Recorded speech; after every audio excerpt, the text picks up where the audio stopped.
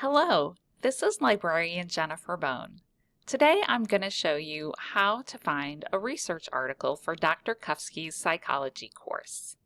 The first thing you need to do is navigate to the SWIC library homepage. You can go to swic.edu, and from the main page you can do the menu drop down under Community to find Library, or go to Student Services and find Library off the drop down list on the left. When you get to the library page, you want to scroll down to the area where you can find articles. You will get to the blue search widget right here, and it will be open to the article tab. You will see underneath there are options that you can choose: EBSCO, JSTOR, or opposing viewpoints. It will default to the selected EBSCO option. Just keep that dot filled in. We are going to search in the EBSCO research database. Think of it as a shopping mall filled with articles. For this assignment, you can pick any topic from your textbook to look up. So if you'd like to pause and take a look at your ebook, look at the chapters and see if there's anything that's interesting to you that you might want to type in the search box. Right above where you can select your databases is the search window. I took the topic of depression and just typed it in the box. After you type it in, go ahead and click on the word Go. The results page that appears will look like this. You will see your search term at the top of the page, and underneath that I will see the total number of results at the top of this list. I have 477,000 items that have come up.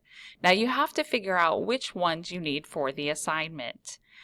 Your instructor has a couple of parameters that she'd like you to set as you look at your results, but I also think adding some search terms to the box will help narrow it down as well. So at the very top by the search box, add the word "and" after depression and type in psychology.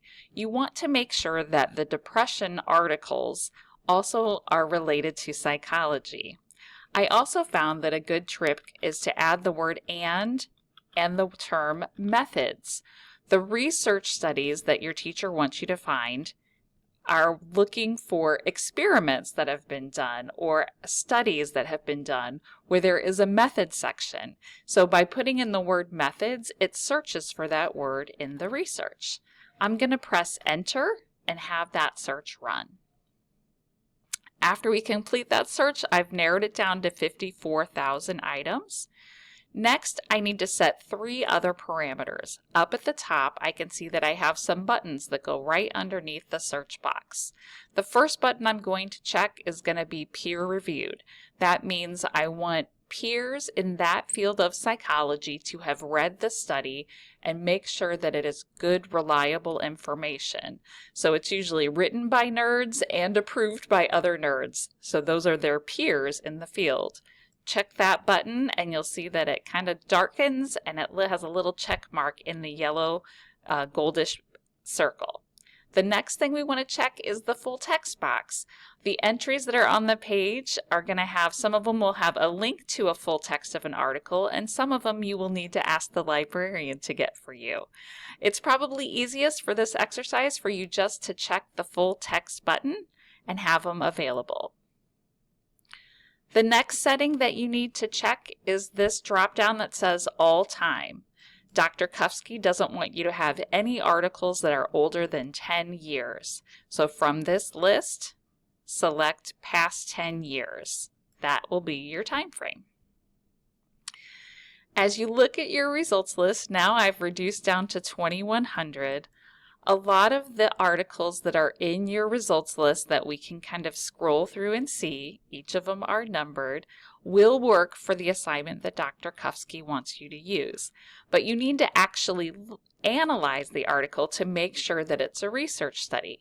Sometimes when researchers in the field write an article, they just review other articles and they're not actually dealing with people and doing research to see if doing something one way or another way is helpful or not. So the best way to do that is when you see the title, if it's interesting to you, you can come down here and click on the PDF full text button. Once you do that, it's going to open in your reader, and from here, this is where you can analyze it and see if the article will meet the criteria for your teacher.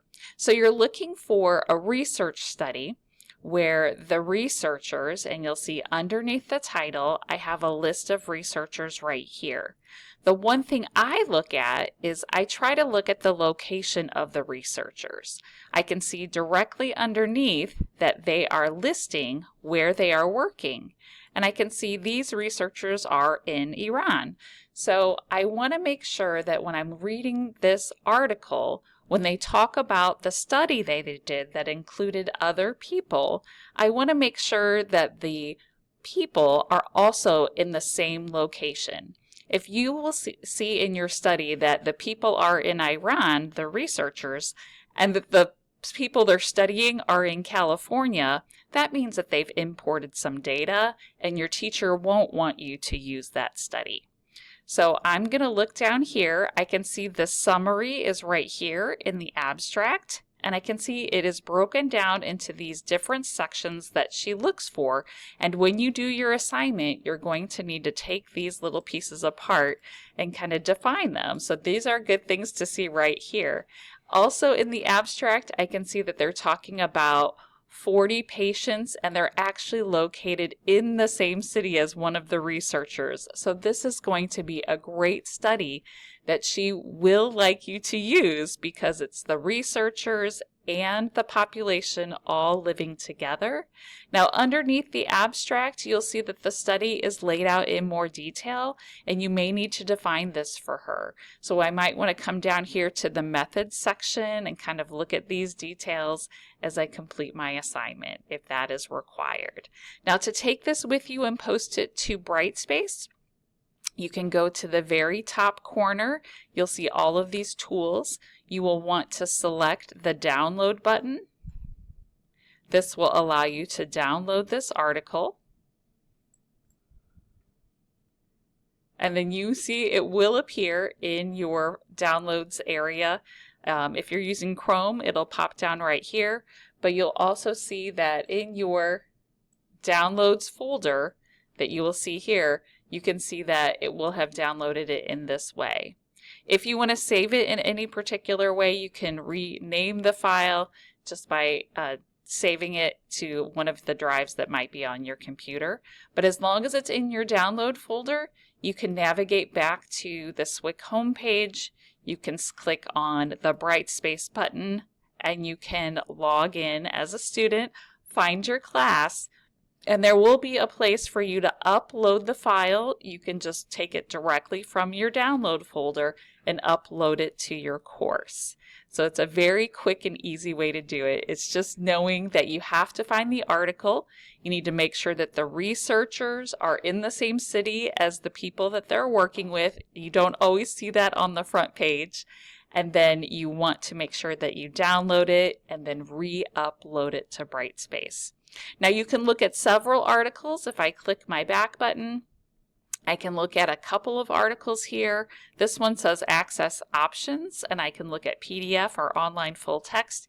Either one will work for you. Your teacher really likes the PDF version, so if there is the online full text, you can read that version, but please select the PDF before you upload. And then again, this is going to be one where I'm looking at my researchers that are located here. I don't see right away where their city is, but I can see towards the bottom of the page they're in Beijing. And so that's a good thing to note where they're located. Again, I can look in the methods section in my abstract and kind of see if it gives my location. It's not outlined there, so I can scroll through here. Here's my methods section here, and I can verify that if these participants, what country they're located in. It looks like these participants are in China, so that fits with where the authors are located. If you need any help, please know that you can go back to the library homepage.